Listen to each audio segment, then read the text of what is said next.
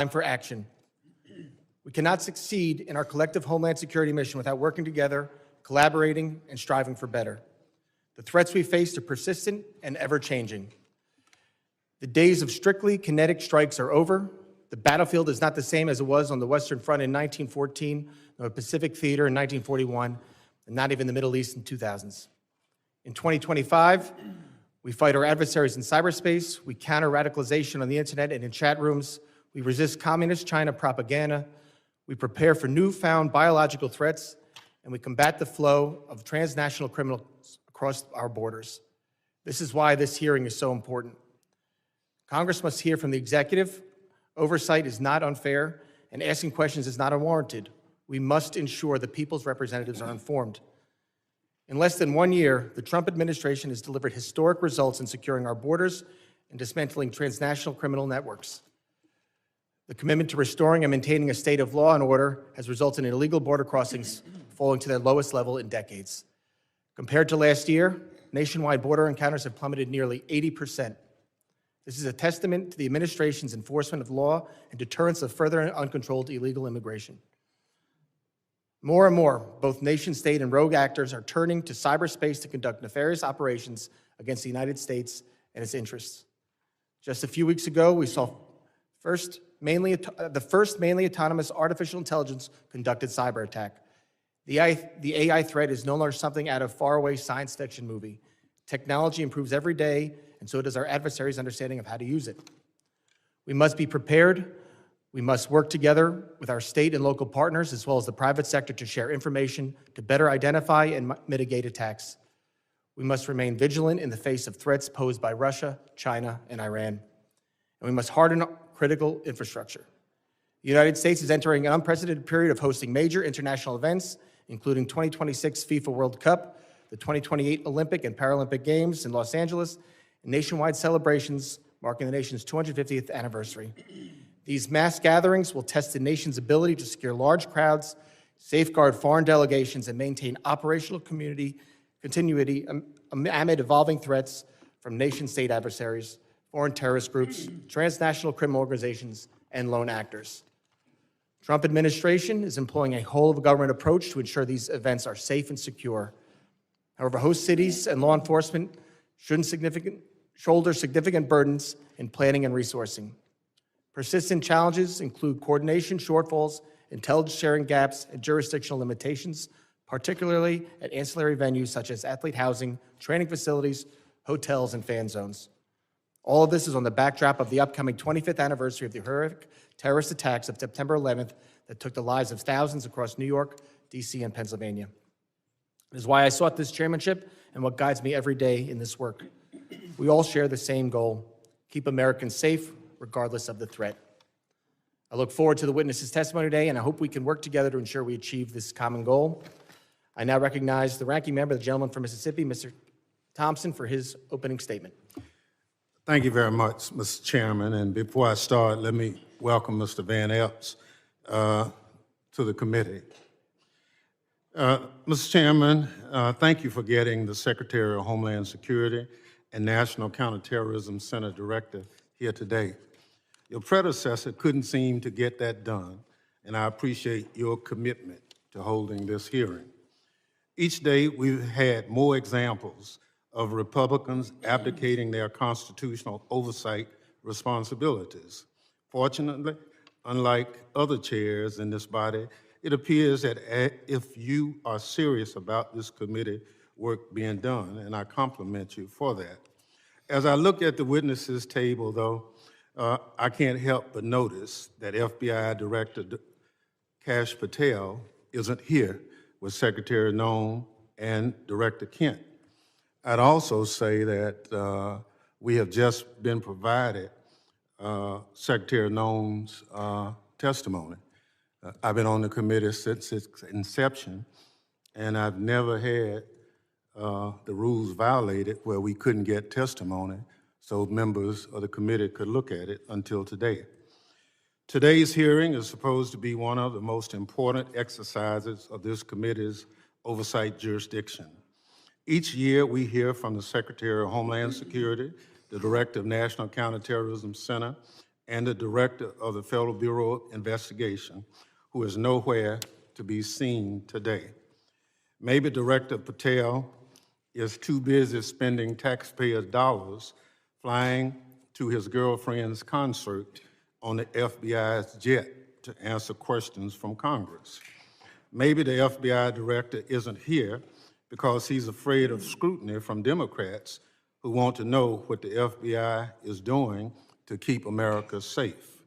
Or maybe Director Patel knows that the Trump administration itself is a threat to Homeland Security and want to hide from public accountability. On the other hand, Director Kent is here, which is good because we have questions for him about NCTC's work, as well as his comments about the January 6th insurrectionists he called, and I quote, political prisoners, unquote, who deserve to be pardoned. Some of the people he defended, however, are back in jail for crimes like plotting to murder FBI agents and possession of child pornography. It's scary that these unserious people are in charge of keeping America safe from terrorism.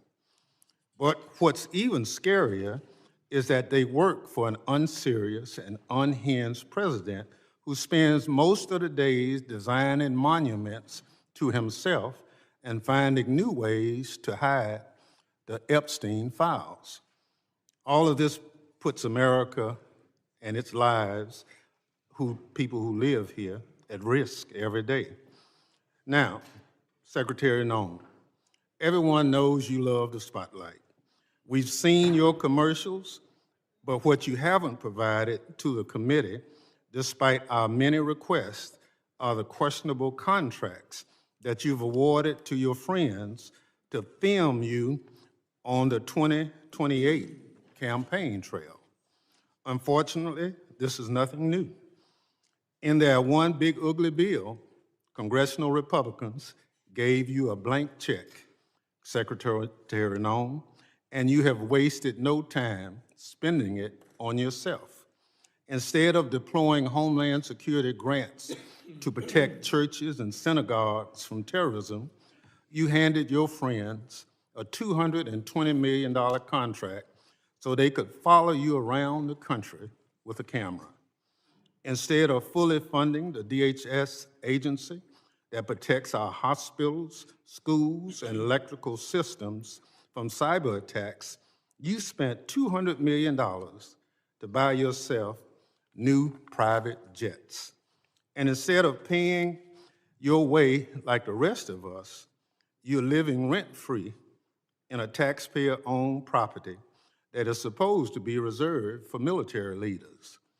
Every penny that you spend on yourself represents the blood, sweat, and tears of hardworking Americans who expect their tax dollars to be spent on Homeland Security, not promoting you and your interests.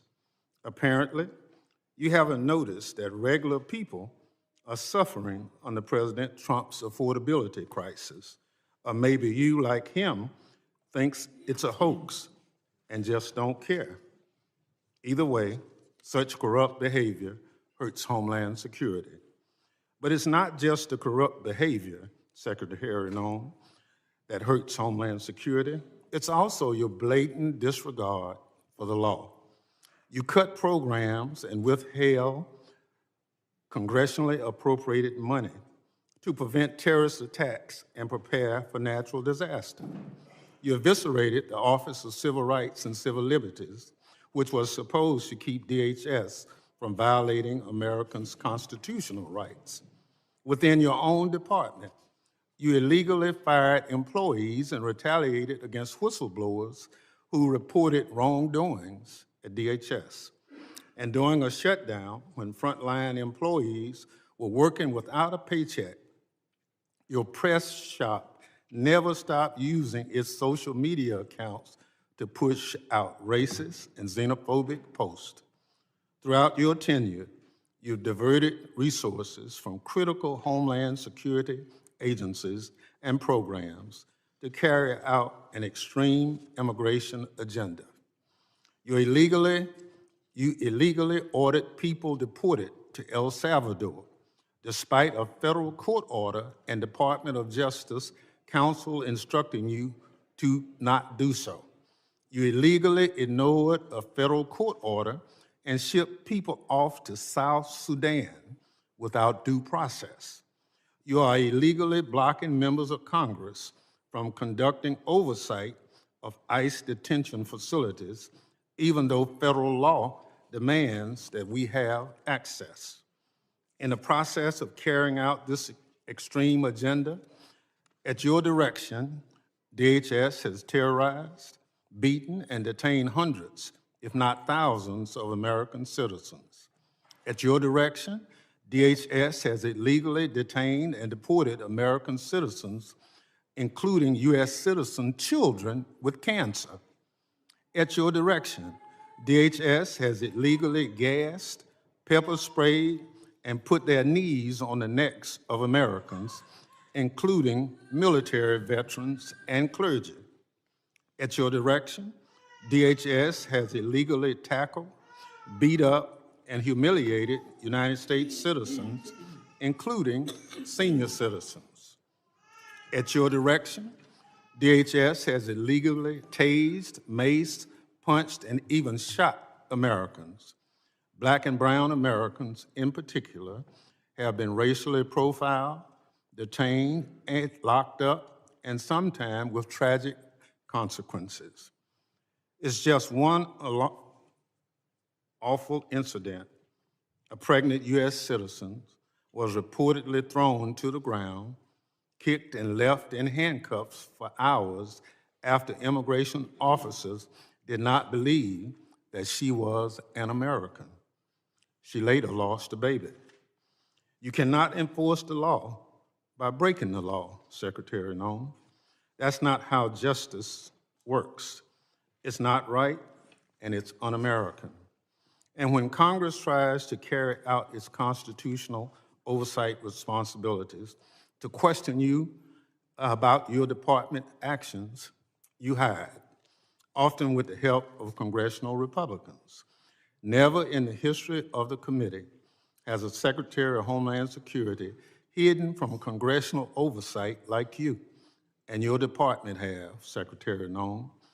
Our oversight letters to you go unanswered. You owe us by extending the millions of Americans who sent us to Congress as their representatives a response to over a dozen letters. Your predecessor came before this committee regularly under administrations of both parties, but under President Trump, you and other department officials have rarely shown their faces at committee hearings. In the first year of President Biden's term, his administration made 28 appearances before this committee. 28. Under President Trump, DHS officials have appeared to only 3 hearings before this committee, just 3. You, Secretary Noem, have appeared before this committee just twice. That's fewer appearances than your predecessor, Secretary Alejandro Mayorkas, who Republicans lambasted for not coming before the committee more often. It's interesting how my colleagues on the other side are now. Secretary Noem, I'll give you one thing. You showed up today rather than throwing a civil servant under the bus like Director Patel did. But you have systematically dismantled the Department of Homeland Security, put your own interests above the department, and violated the law. You are making America less safe. So rather than sitting here and wasting your time and ours with more corruption, lies, and lawlessness, I call on you to resign. Do a real service to the country and just resign. That is, if President Trump doesn't fire you first. I yield back. Gentleman yields back. Other members of the committee are reminded that opening statements may be submitted for the record. I'm pleased to have a highly distinguished panel of witnesses before us today. Pursuant to Committee Rule 8C, I ask that the witnesses please rise and raise their right hand.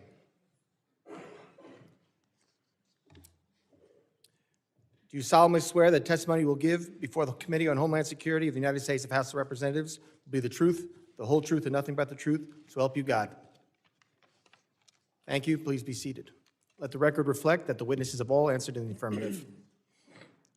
I would like to now formally introduce our witnesses. First is Ms. Kristi Noem. She is the Secretary of the Department of Homeland Security. Secretary Noem previously served as Governor of South Dakota and was a member of this distinguished House.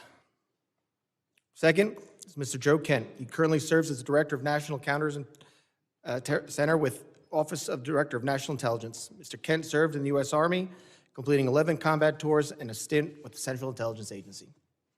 Third is Mr. Michael Glasheen. He's Operations Director for the National Security Branch of the Federal Bureau of Investigation. Mr. Glasheen has served in national security for more than 2 decades, including as Director of FBI's Terrorist Screening Center and Assistant Director to the National Security Branch. Prior to joining the Bureau, Mr. Glasheen served in the U.S. Marine Corps. I thank all the witnesses for being here today. I now recognize Secretary Noem for 5 minutes to summarize her opening statement. Thank you, Mr. Chairman, and thank you, Ranking Member, for holding this hearing today and inviting me to be a part of it. I'm looking forward to discussing the worldwide threats that this country faces and the work that President Trump and his administration does each and every day to make America safe again. I'm very privileged and honored today to have my family with me. I'd like to introduce them to you. Disruptions of congressional business is a violation of law, is a criminal offense under federal law. Audience members are advised to take their seats and maintain order. The chairman may now ask Capitol Police to remove and arrest the persons creating the disturbance.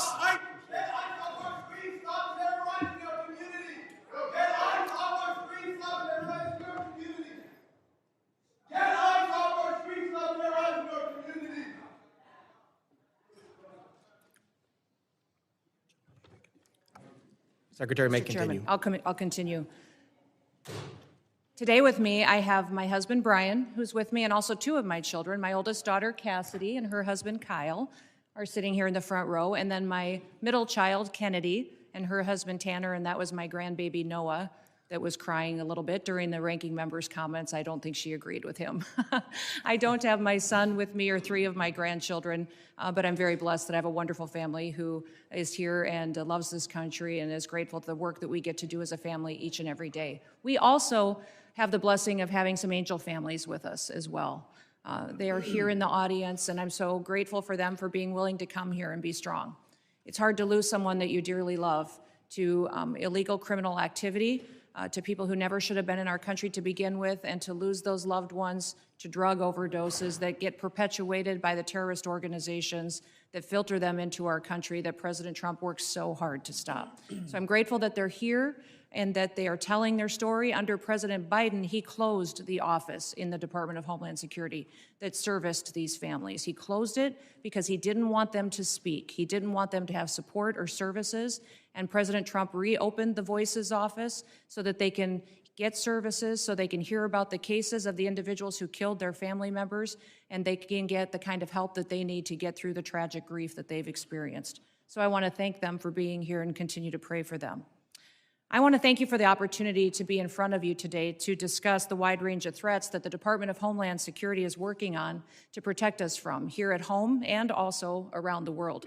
Just 2 weeks ago, the day before Thanksgiving, a terrorist shot 2 of our National Guardsmen in Washington, D.C., killing Sarah Beckstrom dead, and Staff Sergeant Andrew Wolf is still fighting for his life. Fortunately, we've had some really good news about Andrew recently, and he had the opportunity to stand up and is a miracle, and we're so grateful for his family for being so strong.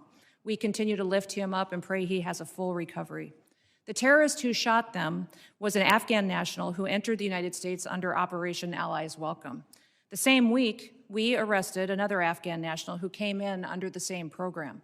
He was planning to carry out a bombing in Fort Worth, Texas. And just last week, just miles away in Washington, D.C., we arrested another Afghan national who also came in under Operation Allies Welcome. That individual provided support to the Islamic State of Iraq and ISIS-K and weapons to his father, who was a commander of a militia group in Afghanistan. Those are only a handful of the challenges that we face and the threats that the Department of Homeland Security stands against every single day. Under President Trump's leadership, DHS is securing our borders, we're restoring the rule of law, and we're protecting the homeland. DHS is eradicating transnational organized crime and the stopping of deadly drugs from continuing to be funneled into our communities. We're ending illegal immigration, returning sanity back to our immigration system, and we're defending against cyber attacks against our critical infrastructure. We have sent a strong message to criminal illegal aliens that we will find you, we will arrest you, and we will deport you. Our message has resonated to over 1.5 million illegal aliens who have gone home on their own voluntarily. At the same time, we as a country are still dealing with the mistakes, the errors, and the willful disregard of the last administration. For 4 years, the Biden administration allowed millions of people to come into our country illegally. Millions more in our country were exploited and were brought in under parole programs without even basic vetting. As a result, we've seen terrorist attacks and heinous crimes committed against American children and families by criminal illegal aliens and violent perpetuators who should have never been allowed into this country in the first place. Transnational organized crime groups, including Mexico's Sinaloa, New Generation Jalisco, and other drug cartels, they cause chaos and they harm American interests. Our critical infrastructure faces a perilous landscape, largely driven by the impact of cyber attacks from bad actors and cyber criminals. American citizens are increasingly under threat from assassination attempts, intimidation tactics, and violence perpetuated by our adversaries, radical Islamic extremists and domestic extremists. These bad actors seek to undermine our public trust. They instill fear in Americans. They destabilize the institutions that safeguard our national security. The United States is preparing to host several major public events in 2026, most notably the FIFA World Cup and the celebration of the 250th anniversary of our Declaration of Independence. These large-scale events will be potential targets for a range of bad actors, and they come with an increased level of risk. DHS is using every tool and authority we have to ensure the safety of U.S. citizens and our visitors can enjoy next year's events. Radicalized domestic violent extremists and lone actors are a concern, and intentional targeting and murderous attacks on ICE agents in Texas, parishioners in Michigan, and 2 National Guardsmen here in Washington, D.C. are just some of the acts, the despicable examples that unfortunately are becoming too common. These threats underscore a clear need for security strategies that counter both large-scale and individualized attacks. We will remain alert in our mission to protect this country. We will protect our citizens. And as we enter into a historic year, America will be on the world stage. Our economy faces challenges from anti-competitive and illicit foreign economic practices that hurt the prosperity of all Americans. Those include economic espionage, intellectual property theft, and customs fraud. Illicit front companies often abuse the visa system to acquire sensitive U.S. equipment, information, and technology. Economic security is national security because a country that cannot feed itself, can't fuel itself, and cannot provide for itself cannot possibly defend itself. Under President Trump's leadership, we will continue to protect American interests and bolster American economic power and technological innovation to further growth and prosperity. The American people depend on the Department of Homeland Security to remain vigilant, agile, and responsive. We will never yield, we will never waver, and we will never back down. Thank you for the privilege to be with you today, Mr. Chairman, and I look forward to your continued support of the work that we do. I yield back. Thank you, Secretary Noem. I now recognize Director Kent for 5 minutes to summarize his opening statement. Thank you very much, Mr. Chairman, ranking members, and all the members of the House. I appreciate the opportunity to appear before you and discuss the threats posed to our nation. Despite the progress that we've made so far in the Trump administration, the threat posed by terrorists of all brands remains very high right now. We've made significant progress under President Trump's leadership. We have the jihadis of ISIS and al-Qaeda on the run in Iraq and Syria, thanks to the decisive action and the strikes that we've taken there recently since President Trump took office in January. However, we have a persistent threat from the individuals that were allowed into this country by the previous administration. The number one threat that we have right now, in my view, is the fact that we don't know who came into our country in the last 4 years of Biden's open borders. What we have identified is alarming, and I want to share that with you today. We just recently put out a warning of the heightened risk of terrorist attacks posed to the homeland by terrorists pretty much of all stripes, but in particular from ISIS and from Al-Qaeda. NCTC has been crunching the numbers and going through the sheer volume of known and suspected terrorists that are in the country that came in under the Biden administration. So far, NCTC has identified around 18,000 known and suspected terrorists that the Biden administration let come into our country. These are individuals who under normal circumstances would never be allowed to enter our country because of their ties to jihadi groups like ISIS and Al-Qaeda. Yet the Biden administration not only let them into the country, and in many cases facilitated their entry into the country, just like the entry of the Afghan terrorists who committed the terrorist attack here just before Thanksgiving, killing one of our National Guard members and wounding another. That Afghan was brought into the country as a group of over 100,000 Afghans who were brought here during the disastrous withdrawal from Afghanistan. These individuals, despite what has been reported, were not vetted properly to come into the United States. The individual terrorist who committed the attack in D.C., he was vetted to serve as a soldier in Afghanistan. The Biden administration essentially used his tactical level vetting as a ruse to bring him here and to bring him into our communities, and we've seen the tragic results of that. Now, that Afghan, that attacker, that terrorist, is just one of 88,000. We've identified 2,000 of that group of 88,000 who have ties to terrorist organizations. We're working right now, hand in hand with DHS and with the FBI, to run down this 2,000, the Afghans who came here under Allies Welcome, who have ties to terrorist organizations, and additionally, the other 16,000 individuals with ties to terrorist organizations that Biden let into our country.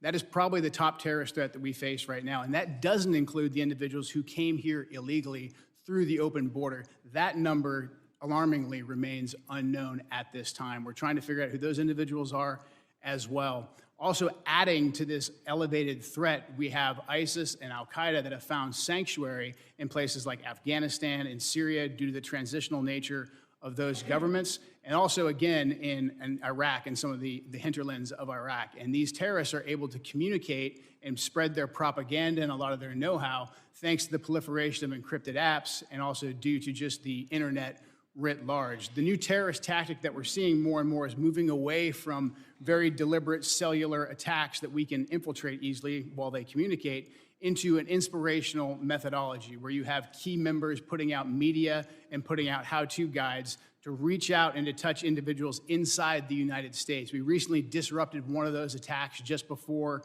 Halloween, thanks to the work of the FBI with support from really the entire U.S. intelligence community and the Joint Terrorism Task Force model in Michigan. That plot touched multiple states and had ties to ISIS inside Iraq and Syria. Another issue that we are addressing right now, thanks to the decisive leadership of President Trump, is the scourge of fentanyl, gang, and cartel violence. Under President Trump's leadership, we've designated these cartels and gangs as terrorist organizations, and we've done that rightfully so. These individuals, these terrorists, have killed hundreds of thousands of Americans, as these angel families will tell you firsthand. What President Trump has done by designating them as terrorists has allowed us to turn the tools of the intelligence community against them and predominantly watch list them as terrorists to prevent them from ever coming into America in the first place. To date, we've added about 35,000 of these narco-terrorists to our terrorist watch list, and we've stopped just around 6,000 of these terrorists from ever entering our country, from setting foot inside of America so they can no longer kill Americans with impunity. These are just some of the issues that we're covering 24/7, 365 at the National Counterterrorism Center, and I look forward to discussing more with you all today. Thank you. Thank you, Director Kent. And now recognize Director Glasheen for 5 minutes to summarize his opening statement. Good morning, Chairman Garbarino, Ranking Member Thompson, and members of the committee. I'm Operations Director Michael Glasheen. I oversee the FBI's National Security Divisions. I am honored to be here with you, representing the people of the United States, the FBI, who tackle the complex and grave threats we face with perseverance, professionalism, and integrity. Our nation faces serious and evolving threats ranging from international terrorists to hostile foreign intelligence operatives, from sophisticated cyber attacks to internet-facilitated sexual exploitation of children, from violent gangs and criminal organizations to public corruption and corporate fraud. Keeping pace with these threats is a significant challenge. Our adversaries take advantage of the internet, social media, and emerging technologies like artificial intelligence to influence the American people, facilitate illegal activities, and recruit followers. Even as 2026 marks the 25th anniversary of the 9/11 attacks, terrorism remains a persistent but evolving threat. Over the past several years, the FBI has identified a particularly concerning uptick in the radicalization of young people. Radicalization of domestic terrorists most often occurs online. Social media and encryption have increased the speed and accessibility of the violent extremist content. International terrorists continue to pose one of the greatest, most immediate threats to the homeland. Some international terrorists and people located and radicalized to violence primarily inside the United States who are not receiving individualized direction from foreign terrorist organizations or FTOs, but are inspired to commit violence by FTOs such as ISIS and Al-Qaeda. Iran continues to plot attacks against former government officials in retaliation for the January 2020 death of Islamic Revolutionary Guard Corps, or IRGC, Commander Qasem Soleimani. Iran also continues to provide support to its proxies and terrorist organizations throughout the world, such as Lebanese Hezbollah. China, Russia, Iran, North Korea, and criminal ransomware continue to be the top cyber threats facing the United States. And there's no clear line where cyber criminal activity ends and nation-state activity begins. Critical infrastructure remains a highly attractive target for cyber criminals and nation-state actors due to the potential to cause widespread disruption, financial damage, and risk to our national security. The United States faces foreign intelligence threats as nations such as the People's Republic of China, Russia, and Iran become more aggressive and capable than ever. The PRC has deliberately created an environment that abuses global interconnectedness and encourages intellectual property acquisition using human intelligence officers, corrupt corporate insiders, foreign direct investment, and cyber intrusions. Russia continues to seek and acquire U.S. technologies to help rebuild its defense industrial base, relying on complex procurement networks to evade U.S. export controls and sanctions. The United States faces many criminal threats, including violent crime, financial and healthcare fraud, transnational and regional organized criminal enterprises, crimes against children, and human trafficking, violent threats against public election officials, personnel, and public corruption. Currently, the FBI-led task forces are staffed with over 9,000 federal, state, local, tribal, and territorial partners. Many of these task forces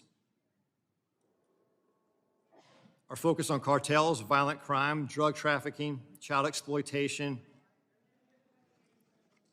and human trafficking across our nation's communities. The FBI has and continues to establish strong capabilities to assess the threats, share intelligence, and leverage key technologies. We recruit the best to serve as special agents, intelligence analysts, and professional staff. Our leadership team views change and transformation as a positive tool for keeping the FBI focused on the gravest threats facing our nation.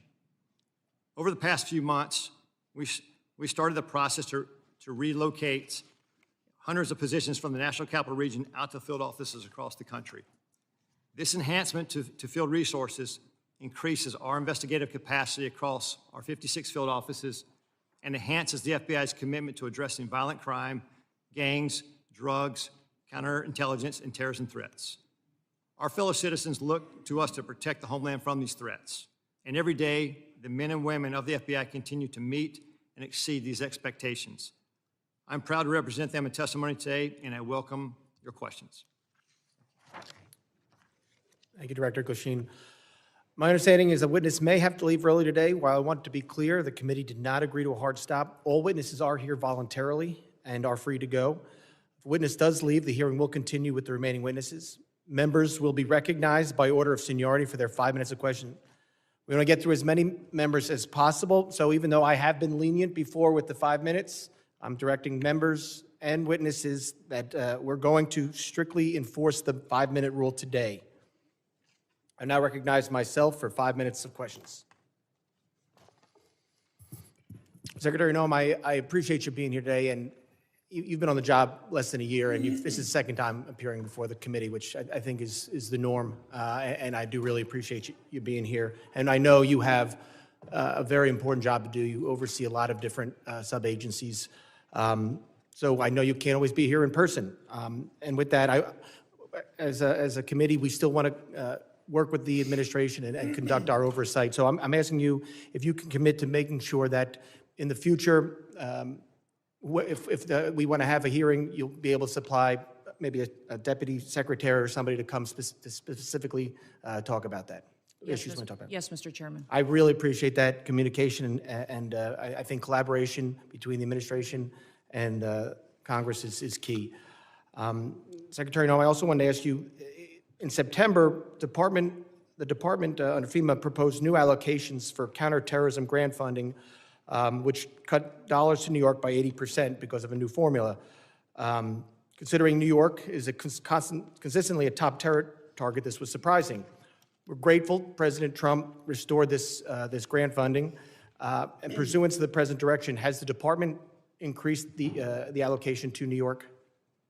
Yes, President Trump did. I would say that when we look at the Homeland Security grants and how they're allocated, the formula focuses on where we see the threats today and where those communities are that need the resources. I would also inform the committee and you, Mr. Chairman, that New York City at the time of the allocation still had over $440 million in reserve that was available to them to utilize. So the intention of these grants is that communities and cities would use the dollars to build up the security measures that they need to do for a long-term impact, and that the same amount of dollars aren't necessary every single year. You need to meet the threats where they are in the country at the time the grant dollars are available. So thank you to all of you for your work on getting us dollars that we can give to grants to help secure our local communities and states. But when we're looking at cities that have hundreds of millions of dollars in reserves, we recognize that giving them hundreds of dollars of millions more may not be appropriate considering all of the threats that we have. But President Trump has sent more resources to New York City. We'll continue to meet the threats head on because that is our mission, is to make sure that we're looking at every single threat that we have. The formula that we have considered and have put in place recognizes what came over the border, where we see the infiltration going, which communities are impacted, and what we need to do to harden our systems. I appreciate that, Secretary, and I appreciate the work you're doing with the President. I appreciate his decision to send that increased money to New York. I have a question. Since this is about worldwide threats, can you discuss what DHS's most significant concerns are today for the country? I would say, Mr. Chairman, what keeps me up at night is that we don't necessarily know all of the people that are in this country, who they are and what their intentions are. We think up to 15 to 20 million people came in under the Biden administration on the invasion over the southern border. They were not vetted. They were allowed to pour in. Our parole programs, our asylum programs, our visa programs were all exploited, and the integrity was demolished under Joe Biden and the leadership at the Department of Homeland Security, and frankly, the entire department was neglected. In fact, I believe the Secretary was told at times not to do certain things by the Biden administration to facilitate this invasion. So what keeps me up at night is the individuals that are in this country that wish to do us harm. And that is why we are so aggressive at making sure that we're going out and doing investigative work, finding those violent criminals, finding those people who shouldn't be in this country to begin with, and those that want to go after and to harm our American citizens. Thank you, Secretary. Director Glasheen, as you heard and as you said, during the next few years, the United States will host more major events than ever before. This brings obvious security concerns, including counter drones, which we just passed some new authorities in the NDAA yesterday. How is the FBI preparing for counter drone threats during mass gathering events? Chairman, thank you for that question. Counter UAS, the passage of the legislation yesterday is a game changer for us. How we're preparing for that going forward, we just stood up a counter UAS school down in Huntsville, Alabama, where we will train federal officials, state, locals, as well to assist with that preparation and implementation of using counter UAS technology. Prior to this passage, it was only the FBI and or DHS that could provide that assistance. Now that this passage of authority, it will allow us to have a greater handling of the threat to a mass event. Thank you very much. I yield back. I now recognize the ranking member for 5 minutes of questions. Thank you very much, Mr. Chairman. Mr. Glasheen, will you tell me the organizations that pose on the domestic side, two of the organizations, number one, number two, threat to the homeland at this point? Can you please clarify, like organizations? Any domestic terrorist organization that poses a threat to the homeland as we speak? I'd say the first one, President Trump had just announced executive order domestic terrorist organization, Antifa. That's our primary concern right now. All right, that's what President Trump did. What does the FBI say? We share the same view. When you look at the data right now, you look at the domestic terrorist threat that we're facing, right now, what I see from my position is that's the most immediate violent threat that we're facing on the domestic side. So where is Antifa headquartered? What we're doing right now with the organization, Where in the United States does Antifa exist? Yeah. If it's a terrorist organization, and you've identified it as number one. we are building out the infrastructure right now. So what does that mean? We trying to get the information. You say Antifa is a terrorist organization. Tell us as a committee, how did you come to that? Where do they exist? How many members do they have in the United States as of right now? Well, that's very fluid. It's ongoing for us to understand that. The same, no different than Al-Qaeda and ISIS. No, I don't want you. I'll ask one question, sir. I just want you to tell us. If you said Antifa is the #1 domestic terrorist organization operating in the United States, I just need to know where they are, how many people. I don't want a name. I don't want anything like that. Just how many people have you identified with the FBI that Antifa is made of? Well, the investigations are active.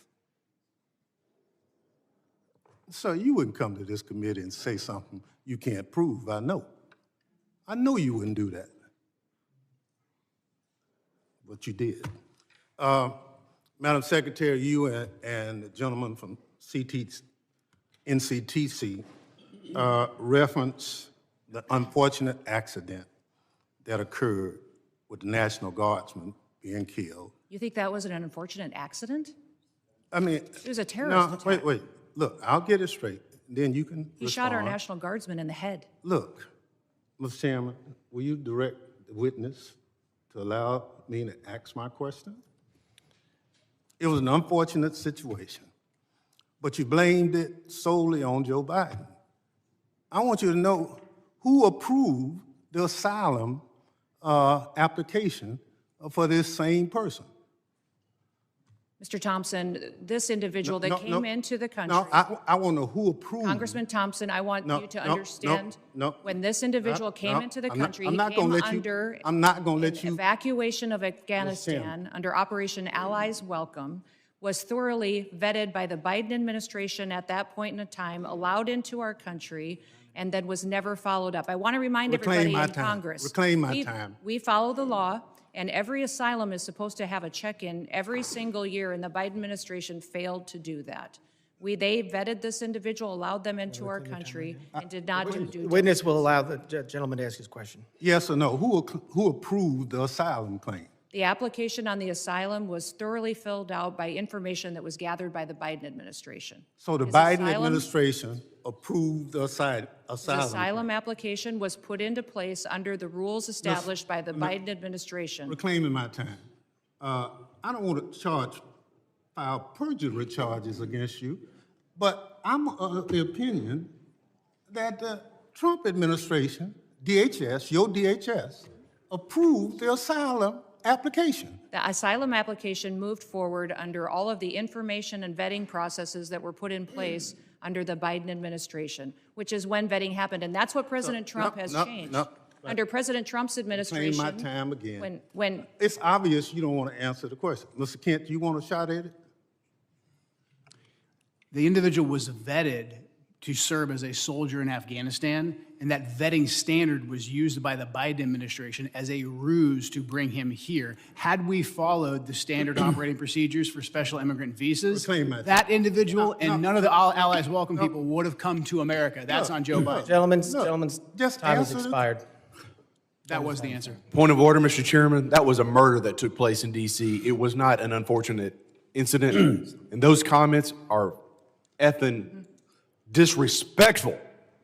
Who is that? I expect better from the It's not a valid point of order. I will now recognize the gentleman from Texas, the former chairman, Mr. McCall, for 5 minutes. My name is Chairman. Madam Secretary, great to see you. This hearing reminds me of the novel A Tale of Two Cities. They see it, the Dems see it as the worst of times, but I see it really as the best of times. And what do I mean by that? Under the Biden administration, 15 to 20 million illegal aliens, unvetted, as you indicated, came into this country. What I think most disturbing is Director Kent's testimony. 18,000 known or suspected terrorists got into this country under the Biden administration. That's why we impeached Mayorkas. I was one of the managers. He told his Border Patrol, you don't have to pay attention to federal law when it says shall detain aggravated felons.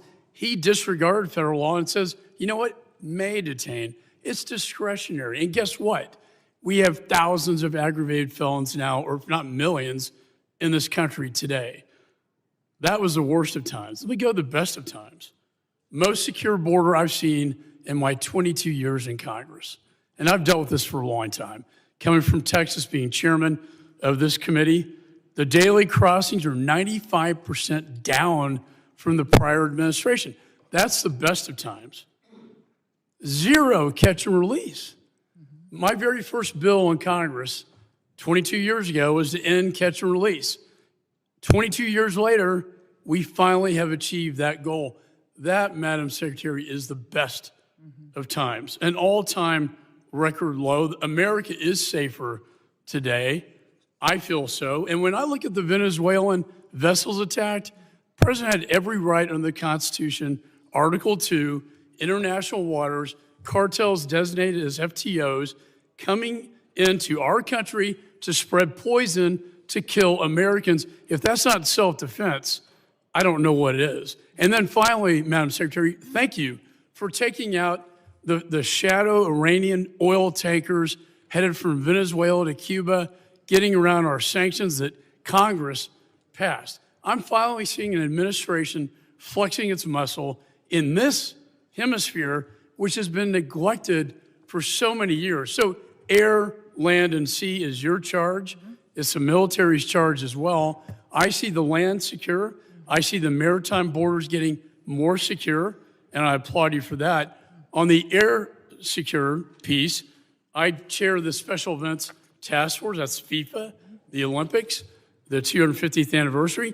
Drones are the biggest threat as I see it. I see it in Ukraine in its conflict with Russia, and I see it across our border, and I see it at these events. If you could update me, and with the new NDA authorization to allow federal, state, and locals to work together to identify hostile adversary drones and take them down, can you tell me how that will impact your ability, Madam Secretary, to better secure these special events? Yes, thank you, Congressman McCall, and thank you for your leadership. I understand you're retiring, and I'm sad about that. You've been a statesman. Thank you for serving with such dignity. Thank you. The counter-drone and drone technology that is out there today, frankly, our authorities haven't kept up with. And so thank you for that legislation. Thank you for giving us the opportunity to truly defend the homeland. Here at the Department of Homeland Security, we are going to be investing upwards to $1.5 billion into drone technology and counter-drone technology and mitigation measures that we can deploy not just across different NSC events or large-scale events that we're responsible for the security on, but also that we can use to partner with cities and states for celebrations and different things that they may hold as well. So we have the responsibility at the Department of Homeland Security for FIFA and the 11 cities that will be hosting the matches here in the United States, also the Olympics, the America 250 celebrations, also other national security events that happen, such as Mardi Gras and other events that are going on throughout the country. So this program that we will have will not only work within the events that the department is responsible for, but we will be able to sign agreements with states and cities to provide measures that they don't currently have. And we're working with the FAA as well to get what we need to be able to operate. And we don't want just to detect, we don't want to just monitor, we need to mitigate. We need to take these drones down. We need to If I could know add, what's- my time's going to expire. There is so much technology out there today, counter-drone technology, that I've been working to get into Ukraine to protect them from Russian drones that we can deploy at these events. I'd love to visit with you on that at a later date. And thank you for your service. Yeah, thank you. Gentleman's time's expired. I now recognize the gentleman from California, Mr. Correa, for 5 minutes of questions. Thank you, Mr. Chairman, and I agree with my colleague from Texas. It is a tale of two cities. Secretary Noem, Trump administration, you're going after the worst of the worst criminals, and we agree with you. The problem is 70% of the people you've arrested have no criminal record. You're going after non-criminal immigrants, U.S. citizens, and permanent legal residents. Donna Hughes Brown, Irish citizen, green card holder, 48 years in the United States. She also happens to be the mother of a U.S. Marine, sister to a retired Army colonel. She's in ICE detention since July. She tried to come back from Ireland, arrested, has been there since then. Her crime? She wrote 2 bad checks for less than $80 a decade ago. You arrested her, she's in custody. Her husband, Jim Brown, came to us and told us her story. Jim told us, I voted for President Trump because he promised to go after criminals in our community and not people like my wife. If I can, I'd like to play a video for you.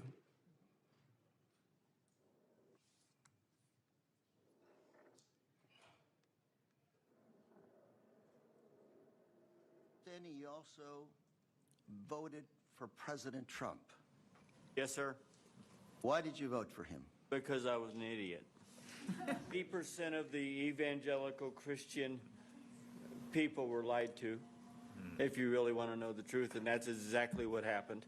They said criminal, and I believe criminals need to be off the street. I just want to make sure people watching this understand who you are.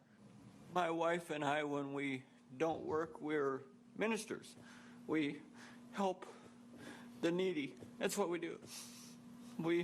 And that's who they're arresting. It's Now, we've got Mr. Jim Brown before you. He's standing up. Hopefully you can talk to him a little bit. These people, Donna Hughes Brown, are not the individuals that should be deported. Another case, Narciso Barranco was beaten and arrested by masked agents while working as a landscaper. He's an undocumented immigrant, 30 years in this country, not a traffic ticket. Mr. Barranco is also the father of 3 U.S. Marines. 3 Marines. You want to make a movie of people like this. A man who comes to this country, instills patriotism in his kids. They swear an oath to serve and possibly give up their life for this country. We'll play a video on this as well, please.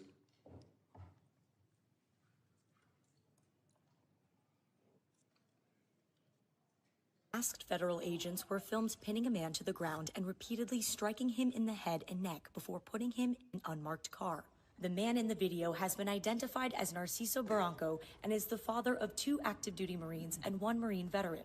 The Department of Homeland Security said an illegal alien was arrested by Border Patrol agents after he, quote, assaulted federal law enforcement, adding that Bronco, quote, swung a weed whacker directly at an agent's face. Video shared by DHS and reviewed by CNN shows Bronco running with a weed whacker, but does not show him striking officers. I also have with us today Alex Barranco behind you, a retired Marine. That's his father. And Alex, on behalf of myself, members here, I want to thank you for your service to our country, and we also thank your brothers for serving our great country. Thank you very much. Got another case. George Rete, 25-year-old, native of California, my home state. He's a U.S. citizen, Army veteran who served in Iraq. Well, on his way to work, he came to an immigration checkpoint. Pulled over. I don't know where officers deployed tear gas on him, broke his car window, pepper sprayed him, and dragged him out of his car. An American citizen held for 72 hours without any charges, wasn't even given the opportunity to shower, to wash off that paper Gentleman's spray. time's expired. I now recognize the gentleman from Mississippi, Mr. Guest. Mr. Chairman, I have two articles I'd like to present for the record. Unanimous consent. Under President Trump, an agency intended to keep Americans safe has diverted resources from child abuse, trafficking, and terrorism to immigration enforcement. Second is this letter from my Orange County Sheriff, Don Barnes, essentially talking about all the individuals under Prop 50 referred to ICE 2025 year to date. 50 of them. Without objection. ICE never showed up to pick them up. Without Mr. objection. Chairman? I will Mr. Chairman? entertain, Chairman? I will entertain UCs at the end of the hearing. I want to entertain all UC motions at the end of the hearing. We have witnesses. I want to make sure everybody has time. So if we do this now, we do have a witness has to leave. You're just going to be taking time from other members. But I will entertain UC motions at the end of this hearing. I now recognize the gentleman from Mississippi, Mr. Guest, for 5 minutes. Thank you, Mr. Chairman. Madam Secretary, it's great to see you again. Thanks for appearing before us again. I want to echo some of the remarks of Mr. McCall. I want to first thank you. I want to thank the men and women who serve under your command for the incredible job that you have done over the last 12 months. We have seen that you are active in enforcing the rule of law.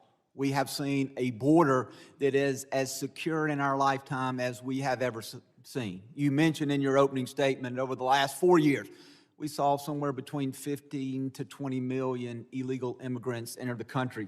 Just looking at monthly statistical data, we know that under the Biden-Harris administration that in December of 2024, that there were over 300,000 illegal immigrants who were encountered along the southern border in that month alone. Recent statistics by the Department of Homeland Security for October, the most recent statistics we have, show that the number of border encounters for October of this year under your leadership have dropped to 11,000, a decrease of over 95%.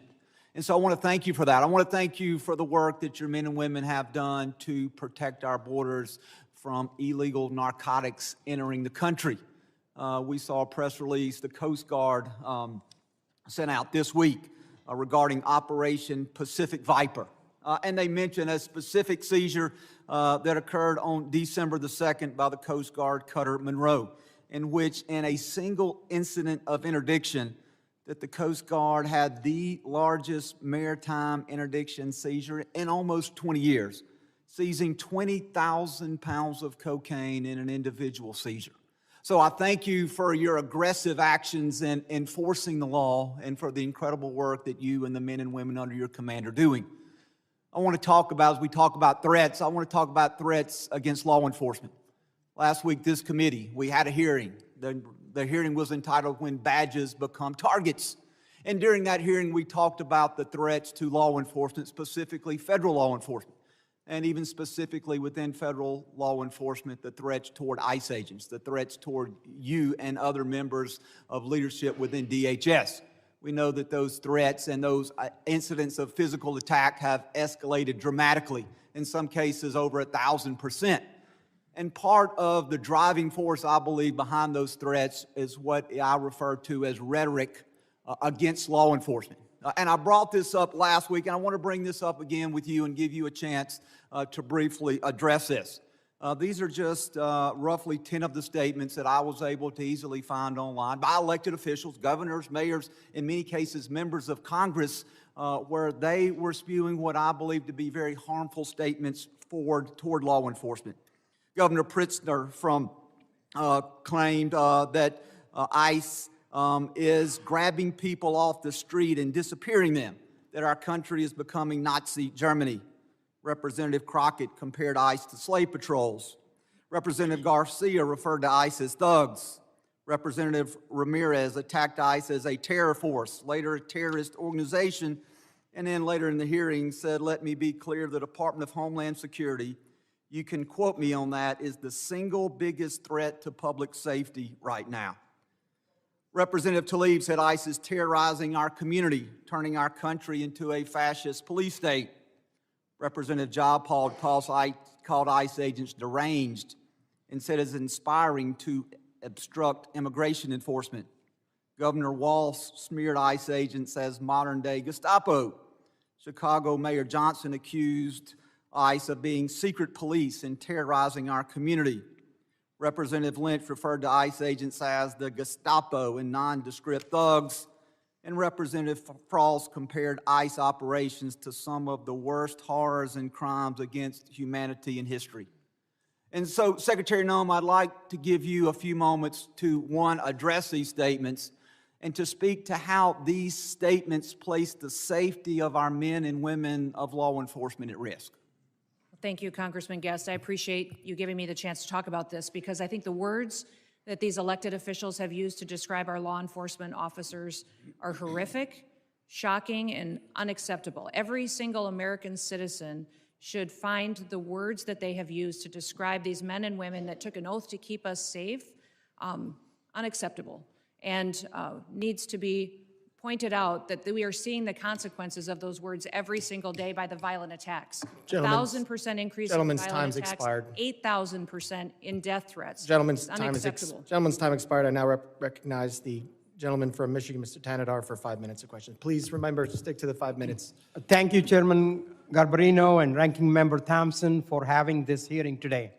I know the American people have been demanding answers from this administration on their unlawful actions, so I hope we are able to get some useful answers from our witnesses today.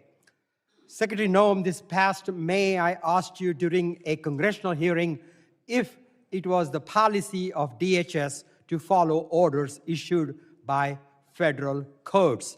You said on the record, and I'm quoting here, we are following all federal orders. End of my quote, end of your quote. Secretary Noem, you lied to me under oath that day. You lied to the American people, and you have betrayed the trust placed upon you in your role as Secretary of Homeland Security. You defied federal court orders when you refused to order the deportation flights to El Salvador in March to turn around. Federal courts have also found your department to have violated federal injunctions in your continue to send non-citizens on deportation flights, with some courts having called your orders unlawful. Secretary Noem, I just have 3 questions for you. 1, why did you lie under oath by saying DHS was following all federal court orders when they clearly were not? Congressman. Question 2, let me finish my questions. Question 2, why did you mislead the American people when you said that no American citizens have been arrested or detained by federal immigration agents? And my last question, number 3, Donald Trump said that your ICE agents haven't gone far enough. Do you think terrorizing American citizens and assaulting peaceful protesters isn't far enough? Congressman, the Department of Homeland Security and this administration complies with all federal court orders. We always have and we always will. Not true. And we will continue to appeal. And sir, I will even tell you that at the highest court, at the Supreme Court, the Department of Homeland Security in our litigation has an over 90% success rate in winning at the highest court in our battle against activist judges across this country. Madam We have Secretary, activist judges that we will the- continue to appeal. And then when it gets to the highest court and we get a decision, it is proven that I we wanna are reclaim my right, time that we here. have been compliant. I will also say, you Ma- talk Madam- about Madam deporting of Secretary, let do me- you want me to answer your questions or not? I do, but let me, you haven't been telling us the truth. Look, there have been at least 170 known cases of citizens being arrested or detained by federal immigration agents this year alone. This is the truth.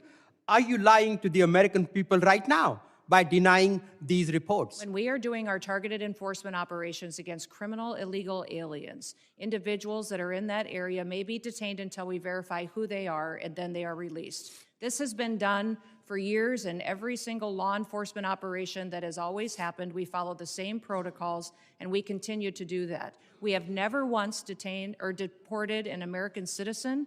We have not held them Not and true. charged them. When we find out Not and true. verify their identity, then that is when they are released. You also asked about ICE agents going far enough. Sir, I will tell you that every single ICE agent, CBP agent, federal law enforcement officer that's out there doing their work every day, none of them will rest until our communities are safe. None of them will rest until Secretary terrorists Noem, and it criminals is a fact that off you of our ignored federal streets orders. and our children and our grandchildren can grow Let up me in a reclaim country my that time truly here, is please. safe. Let me reclaim. Secretary Noem, it is a fact that you ignored federal court orders in March and in May of this year. Do you plan on ignoring more federal orders? We I'm always sick, I'm comply sick with all of, federal sick court of your lies. And the American people demand the Because truth. you keep saying it doesn't make it true. I am sick of your lies. The American people are sick of these lies. American people demand truth. America is very happy that finally they have a president in the White House that gets up every day to keep them safe. Madam Secretary, your incompetence and your inability to truthfully carry out your duties of Secretary of Homeland Security, if you're not fired, will you resign? Sir, I will consider your asking me to resign as an endorsement of my work. Thank you very much. I yield back my time. Gentleman yields back his time. I'll remind members that they are entitled to ask questions during their time. Witnesses are entitled to answer those questions. Members are entitled to reclaim their time. So if we're going to have questions and answers, please allow it. You can reclaim your time if you want, but witnesses are here voluntarily. Please at least give them a chance to answer the questions that you're asking.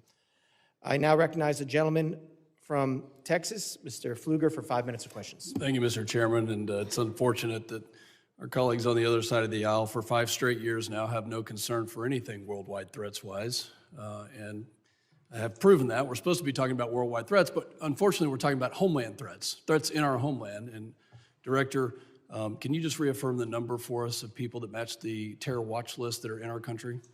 There's 18,000 known and suspected terrorists in the country right now that came in under Joe Biden's watch. 18,000. 18,000. That's unbelievable. It's unbelievable. And that's just what we know of, Congressman. Secretary, despite even members on this committee that have called our law enforcement and ICE and DHS and Border Patrol and other agents names and slandered them, I support you and I support what you're doing to secure the homeland. The Working Families Tax Act allocated $13.5 billion to the Department of Homeland Security and the Department of Justice to reimburse states for the cost of the Biden-Harris administration's open border policies. No state suffered more than Texas.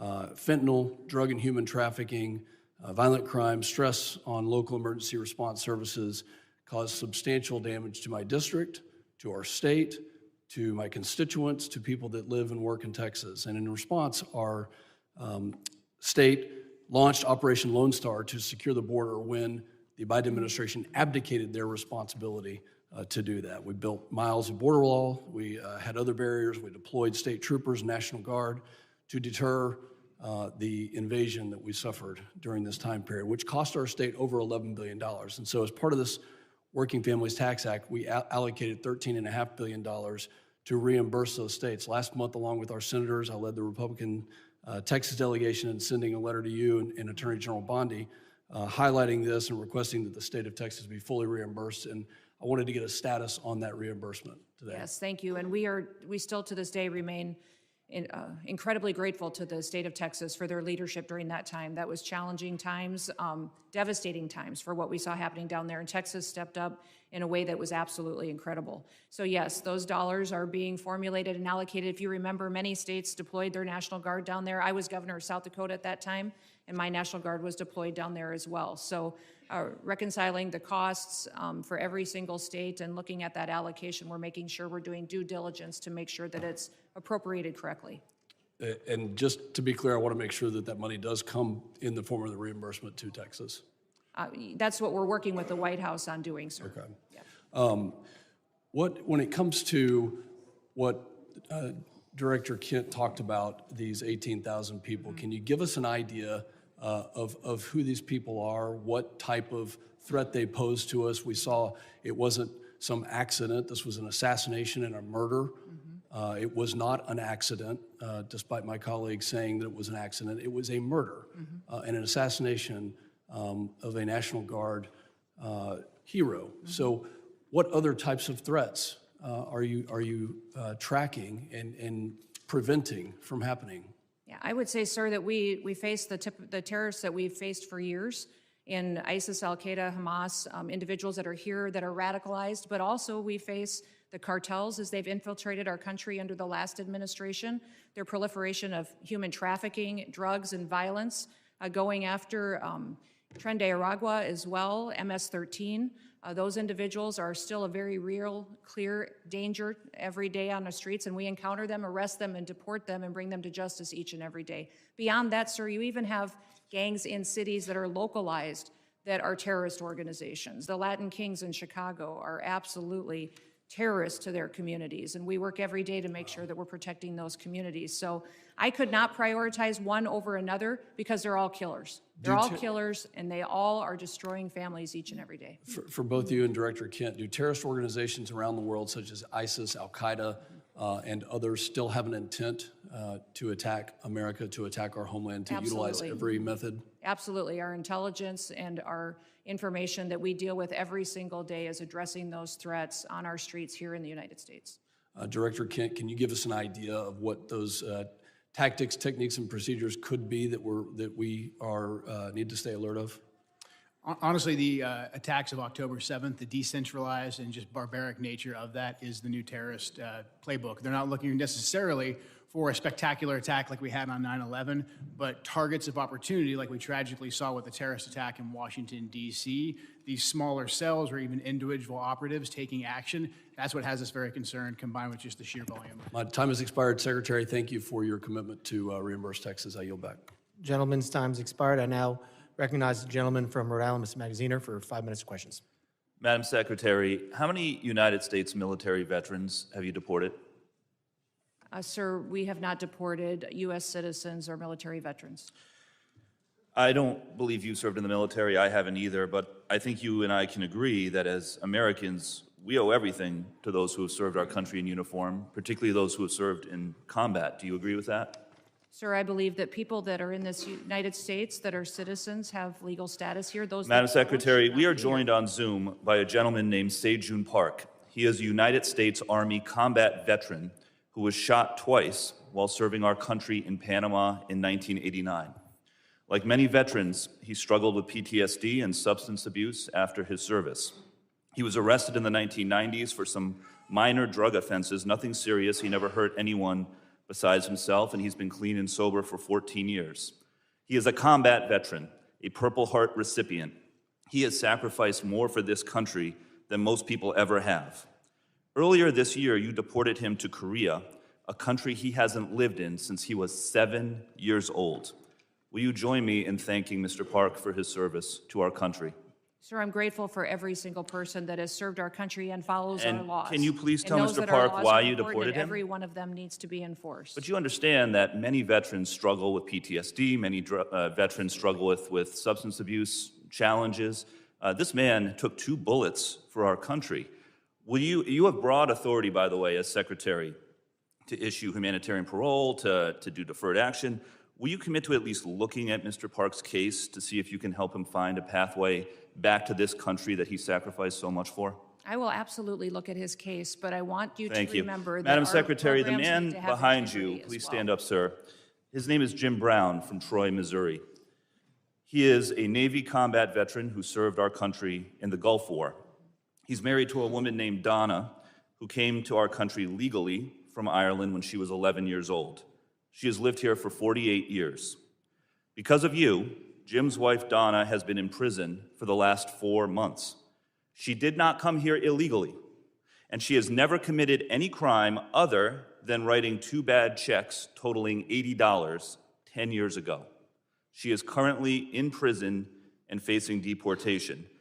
Ms. Noem, will you thank Mr. Brown for his service to our country? Thank you, Mr. Brown, for your service to our country. Now, what possible explanation can there be for locking up his wife for 4 months when she has committed no crime other than writing a couple of bad checks for $80?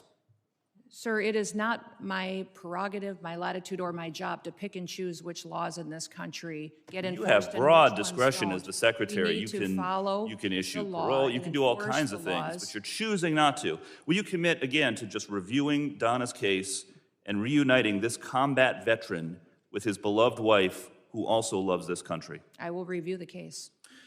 Now, Madam Secretary, you've already heard the story of Lance Corporal Alejandro Barranco, the United States Marine veteran who is behind you, who also has 2 brothers who are United States Marines. Will you thank Lance Corporal Barranco for his service? Thank you for your service. His father, Narcisco Barranco, is a landscaper in California who has lived peacefully in our country for 30 years and has no criminal record. Last spring, while he was mowing the lawn at an IHOP, ICE agents tackled him in the street and imprisoned him for weeks. A peaceful, hard-working man who raised 3 sons to be United States Marines. We need men of that character in this country. Again, as Secretary, you have broad discretion. Will you consider Lance Corporal Barranco's father for parole in place to stay in our country, owing to the fact that he has contributed to our country by raising 3 United States Marines? This is an opportunity to remind everybody that every person that's in this country illegally has an opportunity to voluntarily go home and come back the right way. He Follow raised our 3 laws, United States and we will Marines. facilitate that. He has been living here peacefully, doing his job for 30 years. You have discretion. You are choosing not to use it. Madam Secretary, you promised America that you would go after the worst of the worst. But these people are not the worst of the worst. A Purple Heart recipient, a military spouse, the father of 3 Marines. And it's not just veterans and military families. You are locking up and deporting children with cancer, mothers with babies in the NICU, United States citizens. There are many problems with your leadership, but the biggest problem is this. You don't seem to know how to tell the difference between the good guys and the bad guys. Go after the bad guys.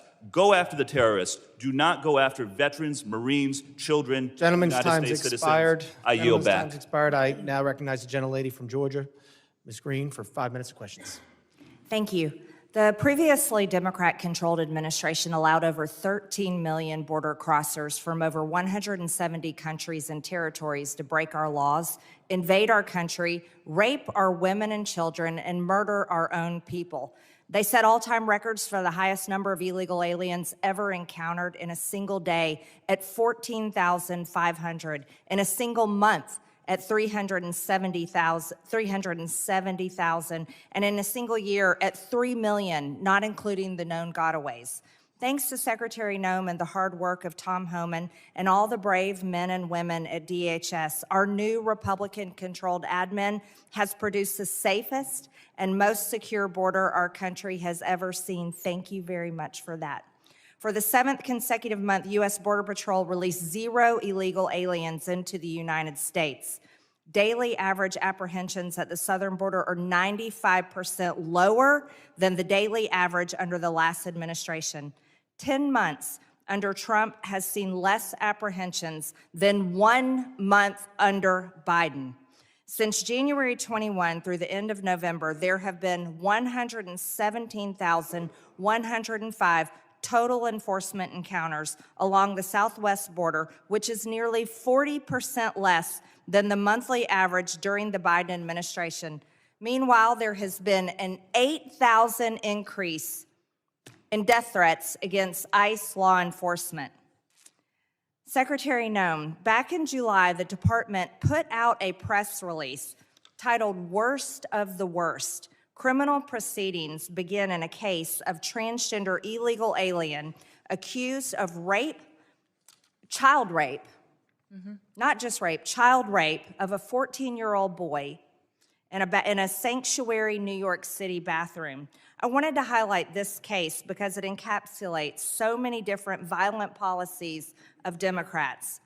This is an increase in trans violence with their embrace of gender ideology, an egregious catch and release policy implemented under the last 4 years, and sanctuary cities that harbor criminal, illegal alien monsters that have raped and murdered many Americans. Can you discuss further what you're facing in these sanctuary cities and the illegal alien monsters that have been released into American communities under the Biden administration? Yeah, unfortunately, Congresswoman, we arrest individuals like that every day because they're so prevalent on our streets, because of what happened under the Biden administration. Every day we're able to go out and encounter and bring to justice individuals who are raping our children, murdering our mothers, our grandmothers, our families are devastated by them. And I'm shocked at the Democrats' constant defense of these individual criminals over the American citizen that is out there just trying to live their lives, put food on the table, and live the American dream. And what we do at the Department of Homeland Security by making sure that we're out enforcing the law every day is making sure that those families get a chance to do that. So I'm so grateful for them. The 8,000% increase in death threats is real. These ICE agents and CBP officers that are out on our streets doing God's work live in these communities. They live there. These are their families and their neighbors that they're protecting, and they get up every day and do that job because they believe in their mission. They take an oath, and they are honorable men and women who are serving with greatness during a challenging time when activists and radicals attack them and put their lives in danger. I think it's shameful to see the defense of individuals who break our laws.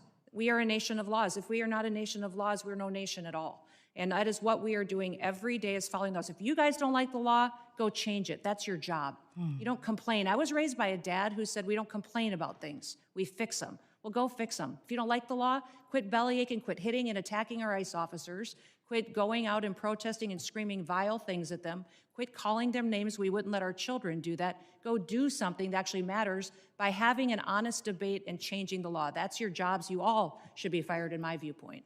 I agree. Thank you so much for that, Secretary Noem. Back in 2021, I was one of only 16 members who voted against the Allies Act of 2021, which increased the number of special immigrant visas for Afghan nationals and loosened vetting requirements for eligibility. This brought in over 76,000 Afghans. Director Kent, what actions are being taken to identify and remove any of the 100,000 Afghan nationals admitted under the Biden admin who may have ties to terrorism, like the one who shot 2 National Guard members, tragically killing Sarah Beckstrom here in Washington, D.C.? I'm sorry, gentlelady's time has expired, but Can he just answer no, we're quickly? keeping everything quick to the 5 minutes. I'm sorry, but gentleman from New York is now recognized, Mr. Goldman, for 5 minutes. Secretary Noem, let's talk about the law. Do you agree that asylum is a lawful pathway to immigrate to this country? Yes or no? There's an asylum program, yes, in place. All right. So It wasn't immigrants used under then the with Biden ongoing asylum applications are legally in this country, correct? Excuse me, I'm sorry. Your question was? Immigrants with ongoing asylum applications are legally in this country. There are individuals in this country that have applications that And they are legally here because it's a lawful pathway, right? it's a lawful pathway. Okay, so And I if will- your department then deports anyone with an ongoing asylum application, you are violating the law, correct? Joe Biden left us with I'm not asking about Joe Biden. I'm 1.5 asking you a specific million question. cases If your backlogged department asylum. deports anyone In fact, with an the program- ongoing asylum application, you program are was violating the greatly law. Is that violated. correct? It was greatly violated when they allowed I'm 1.5 asking million you. people to come I'm in and asking you. granted asylum applications. Why are you filibustering? Why by can't you ignoring answer the the laws. question? It's a Because, simple Joe, question. Your president If your department and your secretary deports did not anyone follow the law, with an which those ongoing applications asylum were followed. application, you are violating the law. Isn't that correct? The asylum program was Okay. broken under the last. Mr. Chairman, I will reclaim my time. She's not answering the question. But the obvious answer is that, yes, if you follow a lawful pathway, asylum is a lawful pathway, if you have an open asylum case, you are here lawfully. But the problem that we are seeing around the country is that you are not following the law.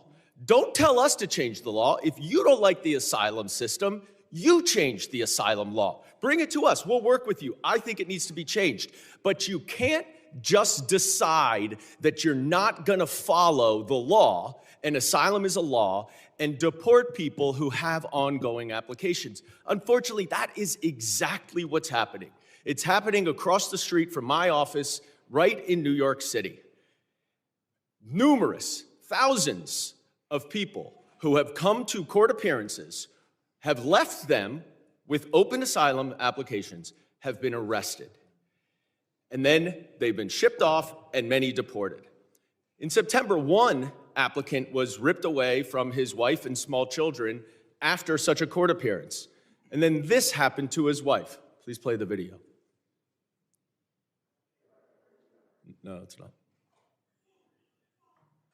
It's not this one. All right, it's not this video. Here it is. I'm yours. Come on, man.